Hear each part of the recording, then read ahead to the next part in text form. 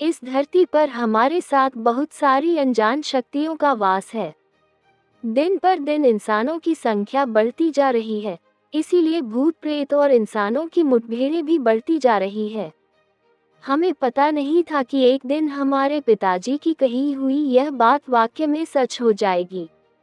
मेरे दादाजी के बागीचे में घूमते प्रेत ने जब हमारे पालतू जानवरों की जान लेना शुरू किया, तब हमारे पूरे परिवार का दिल डर के मारे कांप उठा था। एक दिन की बात है जब हमारे बागीचे में बंधी गाय बेहोश हो गई। हमें लगा शायद बीमार होगी। डॉक्टर को बुलाया तो गाय फौरन जाग कर खड़ी हो गई और डॉक्टर को मारने उसके पीछे दौड़ गई। उस गाय ने जानवरों के डॉक्टर को 3 बार हवा में उछाल दिया। हमें उस डॉक्टर के लिए एम्बुलेंस बुलवानी पड़ी। फिर उसी रात अचानक वह गाय मर गई। हम सब इस घटना से सदमे में आ गए थे, पर प्रेत का आतंक तो अभी शुरू ही हुआ था। अगले दिन हमारी बिल्ली को उसने शिकंजे में लिया। सुबह 5 बजे अचानक हमारी बिल्ली चिल्लाने मिमियाने लगी।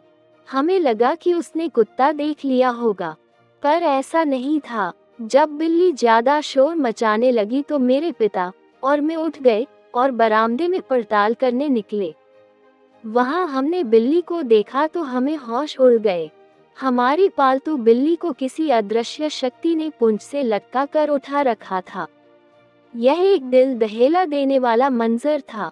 मेरे पापा तुरंत लटकती बिल्ली की ओर दौड़े, तो उस अनजान शक्ति ने बिल्ली सीधे मेरे पापा की ओर फेंकी और सारा माहौल वहां डरावना हो गया।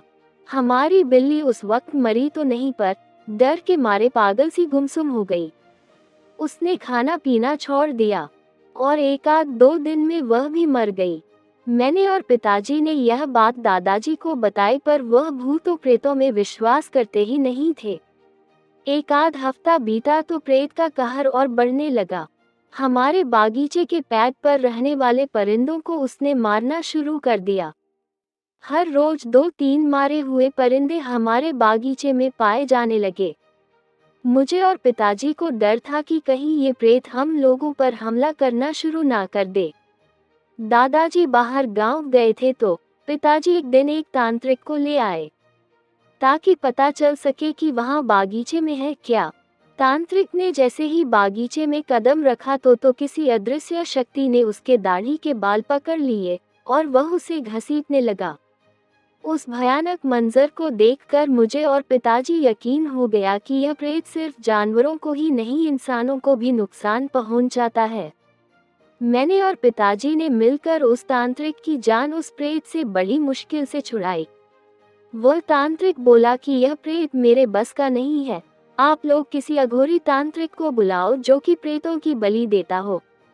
हमने फौरन उसके कहे अनुसार एक प्रेतों की बलि देने वाले अघोरी तांत्रिक को बुला लिया।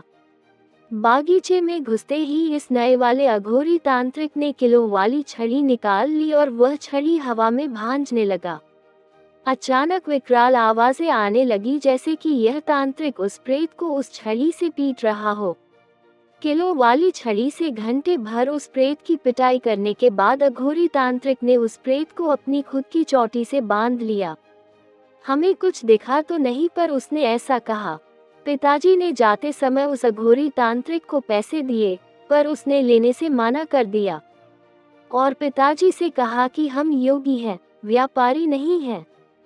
सांसारिक मनुष्यों को दुष्ट शक्तियों से निजात दिलाना हमारा कर्तव्य है। इसी कार्य के लिए हमने संन्यास लिया है।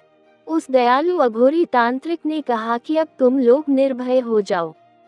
ये प्रेत अब कभी किसी पशु, पक्षी या इंसान को नुकसान नहीं पहुंचा पाएगा।